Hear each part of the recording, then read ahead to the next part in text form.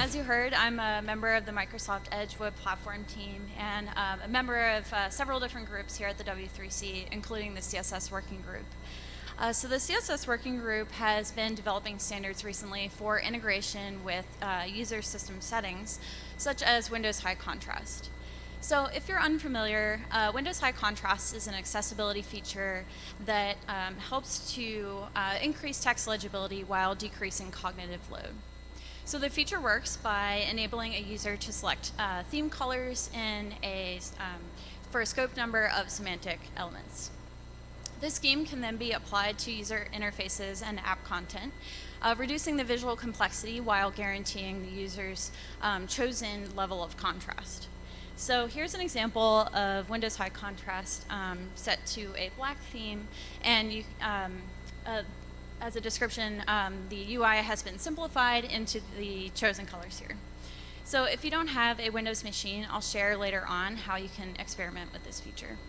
But in any case, like other apps, browsers can render their UI and even web content into the user's chosen color scheme.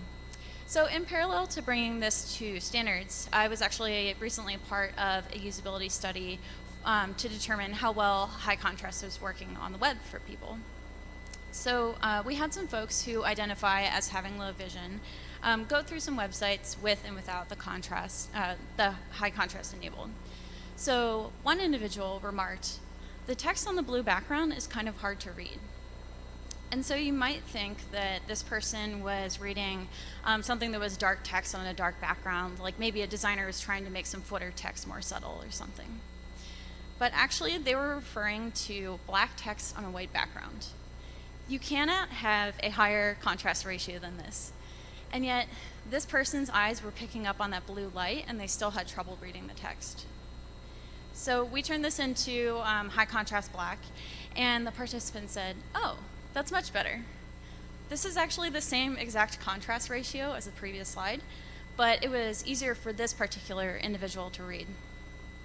So while we may try to provide reasonable defaults for our base styles, the truth is that needs for color and contrast vary from person to person. These are highly contextual and can vary by the day or even the hour. So maybe someone had a recent injury that makes it hard to look at screens, specifically certain colors, or they find that a simpler color scheme helps them focus better on the words, or maybe they're just staying up all night, like trying to finish some major project without keeping their partner up. So the good news is we can take a layered approach towards inclusion via color and contrast on the web. So emerging media queries and CSS properties enable us to respond to hints as to the user's preferred color scheme and contrast, as well as the presence of forced color modes like Windows High Contrast. So with these new standards in hand, we can efficiently tailor our websites to users' visual needs. Let's suppose that we're building out a marketing page for a service that sends you articles of clothing tailored to your individual style preferences. So I'm going to zoom in here a bit. And our base brand is a light theme with cool colors. We've got some mixed content here with a sample color palette, some gradients and photography, some decorative borders, and some native form controls here at the bottom. So there are a few related media queries that are involved here to shift this into different color schemes or contrast levels. So the first of these is prefers color scheme, which is a hint to provide a different color scheme based on user settings either from the browser itself or the operating system. So these are things like light mode or dark mode. In fact, the demo page that I showed a little bit earlier provides a dark blue color scheme whenever prefers color scheme dark evaluates to true. So we won't step through this code today, but I'll have a link out to the demo at the end if you want to poke through the code.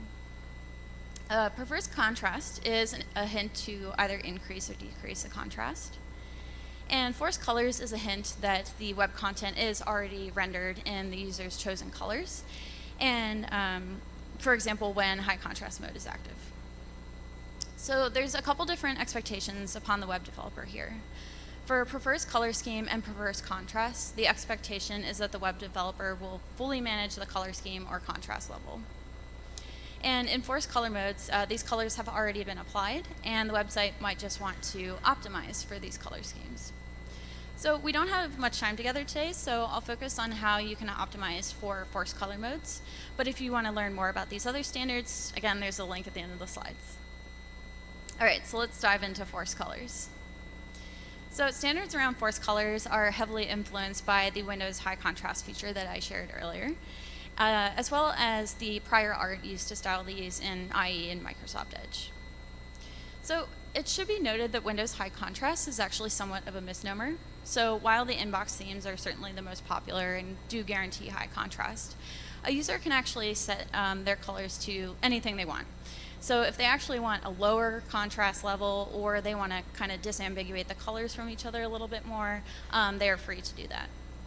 So no matter the reason for choosing to use this feature, it's actually one of the most popular ease of access features on Windows from far and away. Last time we checked, it was used on 4% of active devices, and that represents millions of people worldwide.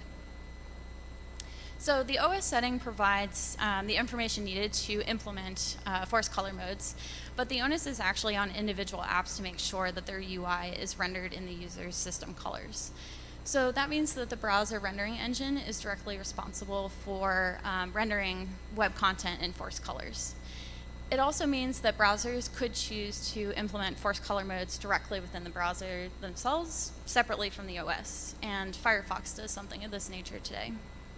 So let's take a look at our page in a force color mode. So we've set the machine to a high contrast black theme. And without doing any work on the web development end, our page automatically picked up these colors. So the text is rendered in the text color from the color scheme, and the links are rendered in a separate semantic color from the palette. So these colors are shifted throughout our page, including native form controls. So how this works under the hood is that the rendering engine reverts a list of properties that are related to color and other decorations that might interfere with text legibility. So the user agent then supplies its own style sheet, which shifts the semantic elements into the colors provided by the user color scheme. So what's important to note here is that if you use any of these reverted properties to, for example, denote state, you may need to make some adjustments in force color modes. And another interesting point to call out is that background image is only reverted in user interactive controls, with the exception of buttons. And so you may be wondering, well, why not just globally revert background image? So in historical implementations, this is actually something that we did, but this causes issues when CSS is used to render content images. So for example, here's a feed of photos in one of these older browser versions. Let the record show that you can't actually see any images whatsoever on this screen. So how do we show background images and also guarantee the legibility of text layered on top of those images? The solution that we came up with in Edge HTML, and which is now will be now part of standards implementations, is to render text backplates behind runs of text in force color modes. So no matter what the text is layered on top of, the users will always get the text in their preferred color scheme. And so future standards may unlock the ability to style, tweak the styling of these backplates, such as changing the border radius.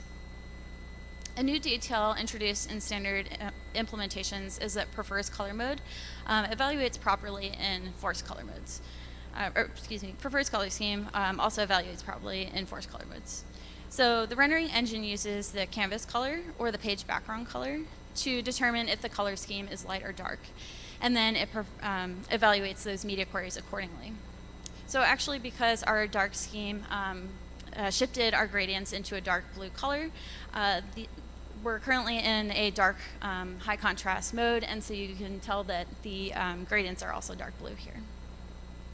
So rendering engines can get pretty far by applying reasonable defaults based on semantics.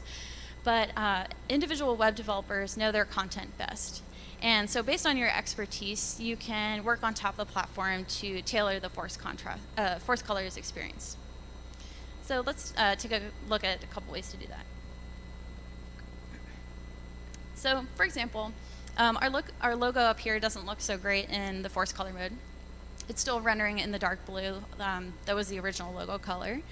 And so SVGs can contain complex content, and as rendering engines, we don't always know how we should render that in a force color mode.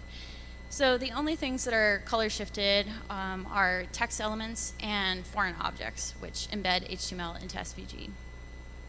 So for single color SVG icons like our logo, we'll want to set the strokes and fills to current color. And this will inherit the user system color from the parent link. We want to do this outside of any media queries, because then this inheritance could happen in any color mode, like light mode, dark mode, or force color mode. So you may have noticed that when we shifted into this force color mode, we lost some of the detail in the palette of our style profile. And so that's because we use background color to render these swatches. So we could shift to a different strategy, such as using background images, or we could just manage the styles of this component ourselves. So let's review some component requirements in force color modes. We want to retain the color swatch. We want to prevent that swatch from rendering on top of any old user color, just in case it ends up looking a little bit muddy. So we'll always want to render that in either black or white. And we want to preserve the user's color scheme for text legibility. So let's start with our media query. In previous browser versions, the syntax for this was MS high contrast adjust. And in standards, this is now force colors, MS high contrast active. And in standards, this is now force colors active. So the CSS working group landed on this name essentially to future-proof this feature. We want you to be able to, as web developers, to style for any force color mode that exists in the future, not just high contrast. So after setting up our media query, we'll want to unset the force colors from the element. And so this strategy comes from the MS high contrast adjust CSS property. In the new standards, force color adjust set to none will remove the colors from the component and its children, and that includes any text backplates. So our palette now looks as it did in dark mode with this CSS property applied. And so now we'll want to render the background of the component in black when we're in a dark force color scheme. And so we're doing this again because we don't want it to render on any random color, but actually we should be super careful with static colors in these kind of modes and not try and color match to the user's scheme. And the reason for that is less obvious when we're in a black user mode, but when we shift into, say, a purple user color scheme, you can see that our static color isn't aware of the rest of the user's color scheme. So we do want to make sure that that text is rendered in the user's colors. So to do this, we'll use the user system colors to guarantee legibility. So we're essentially creating our own backplate here by setting the background color of the span to canvas, which is the page background, and the color to text. So there are a few CSS system colors that are relevant when Windows High Contrast is active. System colors help keep this styling manageable so that the correct colors are picked up no matter what. You can just write your CSS once and any user color scheme will look good. So the updated set of colors that is relevant here also introduces the link text color, which replaces the MS hotlight value. There is a full list of standardized system colors available on the CSS color editors draft at aka.ms/system-colors-draft. So not every operating system is going to support every single one of these colors, so it's important to test whenever you use these values. Going back to our component, we actually want to change out that static background color in light color schemes to be white. So in order to do this in the new standards, we can actually just combine media query conditions. So we have force colors active and prefers color scheme light, and we can set that background to white here. So in other considerations, we should be careful about using shorthands to remove styles. So for example, in the force color scheme, this button background and the page background color happen to be the same color, so you can't actually see the bounds of this button. And that's because we set border to 0 in our base theme. but if we change this to border 1px solid transparent, then it's invisible in the base theme, but you do get that border in force color modes. So these standards are pretty new, so stable implementations aren't quite ready yet. But force colors are in development within the Chromium project and should be ready to play with in preview versions of various Chromium-based browsers pretty soon. And this is something that other browsers can implement as well. So as I mentioned, if you don't have a Windows machine, there's a way to test. So in the short term, you can use virtual machines from aka.ms/web-vms.